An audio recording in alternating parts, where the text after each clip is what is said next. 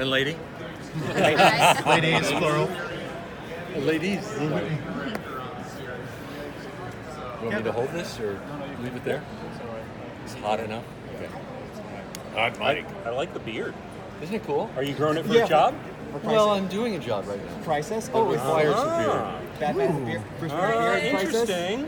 Is it correct? He's old, you know. Yeah. I'm playing old Bruce Wayne. The beard? How is that to play him in live action for the first time? Oh, it's...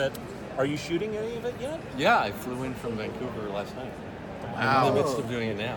Wonderful. Oh, yeah, the producers let me come. Isn't that cool? It's awesome. Ruby Rose is so great. She's really such a generous actor, you know? I could just fall into her eyes, really, when I'm working on it. Were you happy with the script when you got it? Well, yeah, I'm very happy with it. It's surprising. The audience is going to be, I think, pleasantly surprised. It's very complicated, and they're really sparing no expense. The sets are phenomenal. The cast is huge. The production team is huge. It's like a military operation. It's massive. It's gonna. I can only imagine it's gonna look beautiful. And to be finally playing the character, you know, it's when you do a voice performance. Voice acting is acting. People always think it's somehow different than acting. It's not. It's acting. You're portraying a full character. You're creating a full character, but you only have your voice to tell the story. Yeah.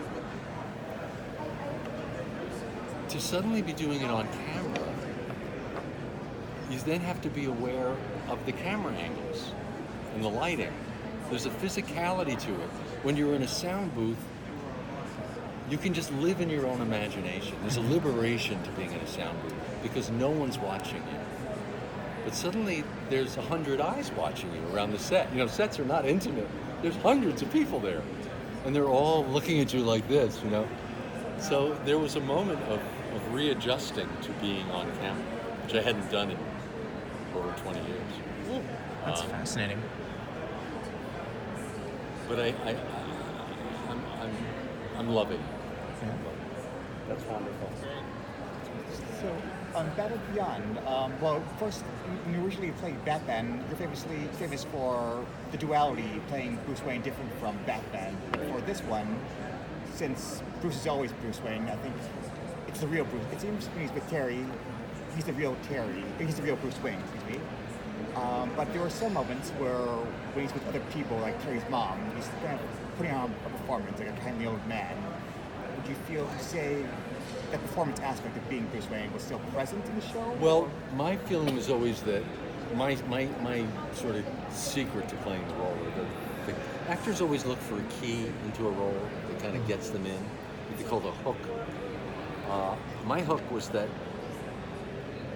Batman was not a disguise. Bruce Wayne was the disguise.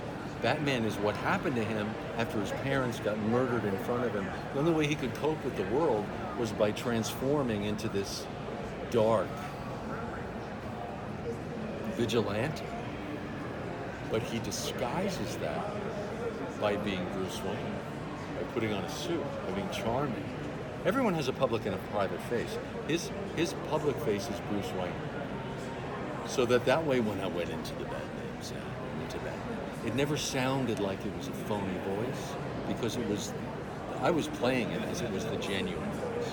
That's who he really was. So that was my hook into it. So when I was doing old Bruce Wayne, since that's who he really was, I used that as my launch, that voice. So it was the Batman voice, because that's who he really is. But it had to be aged down into like an 80-year-old version. Get off my lawn! This cranky, old Bruce Wayne. But it was like the Batman voice, graveled down even further. And then when he is with Terry's mom, you're right, he lightens it. He charms her. So it was a slightly lighter version. Does that make sense? Completely. Do you use the same key in your current role as Batman for Crisis? Do you have any inspiration you're taking directly? Huh? Do you use that kind of same key, that same entryway in playing Batman for Crisis? Yeah, I'm playing him as the same character, but he's in an entirely different situation. But I'm playing him as that character, old Bruce Wayne. Did it take some time at the beginning of the TV shows to find your Batman voice?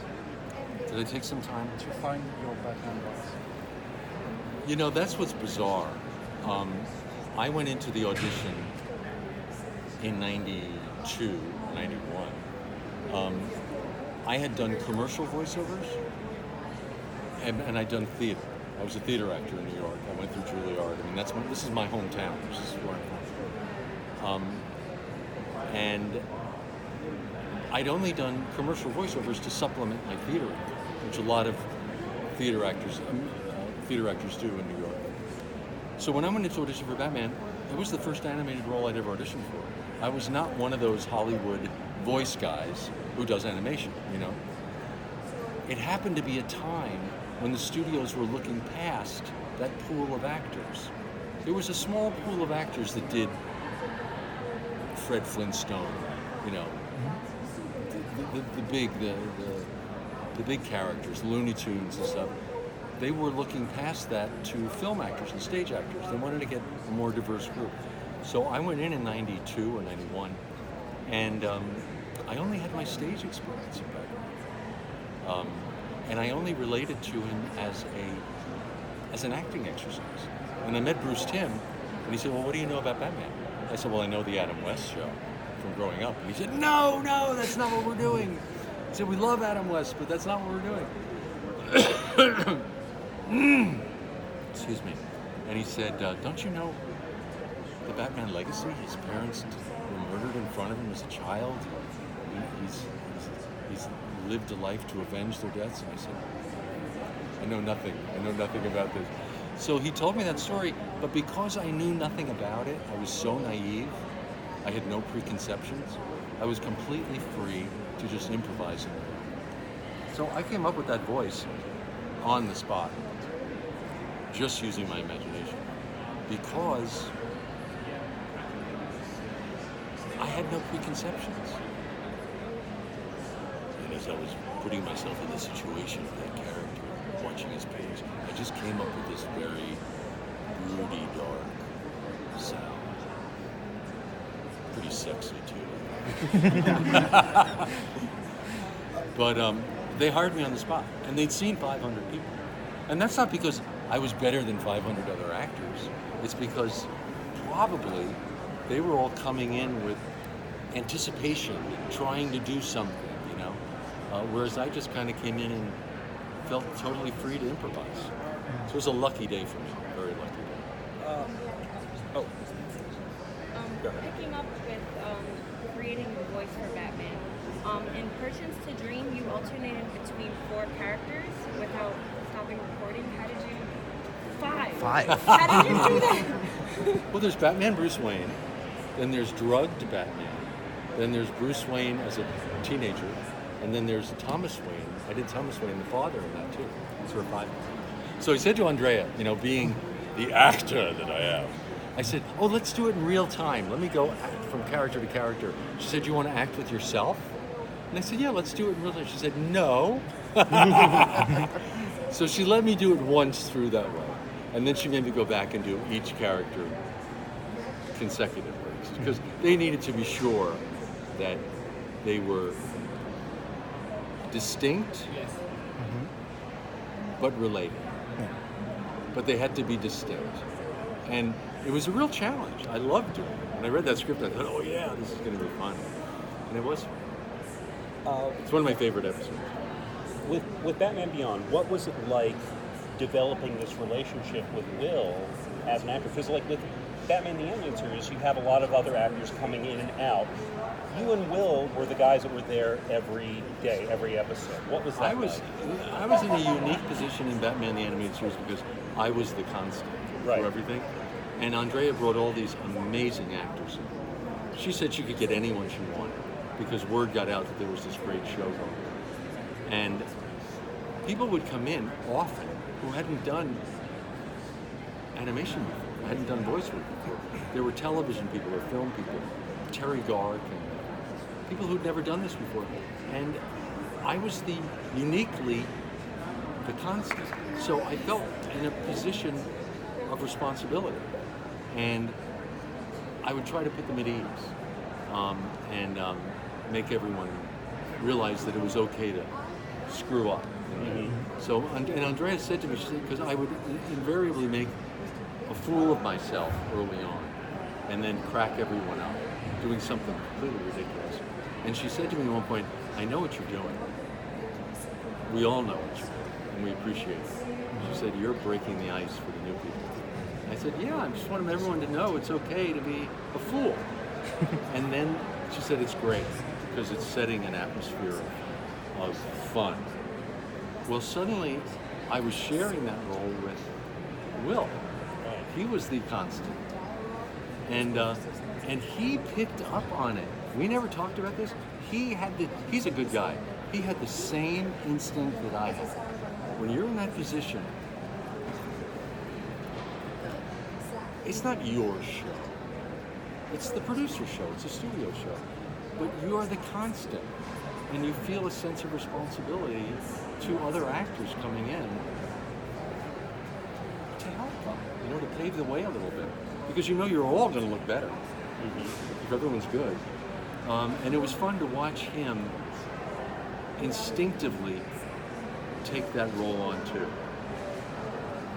So it's interesting to comment on that, because that was a little subplot that was going on. That's cool. Yeah. That's very So, cool. what are your thoughts on Robert Pattinson being cast as the new live-action Batman?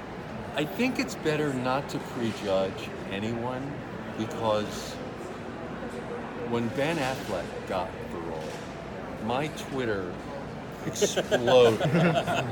People were furious. Oh, he's going to screw it up. Oh, he's going to... I said, wait a minute. There's a reason this guy gets these huge roles. He's good. You may not always agree with what he does in performance, but he's a really good actor. So wait and see what he does. And sure enough, he hit it out of the park. People loved him. And suddenly, it's funny, everyone who said he was going to be horrible suddenly said, oh, well, I always knew he was going to be great. Suddenly no one ever thought he was going to be terrible. So I feel the same way about Robert Pattinson, because there's been a lot of criticism, too, that he seems like an odd choice. He's a really good actor. There's a reason he has the career he has. I bet he's going to do something really interesting. Because Batman is complicated.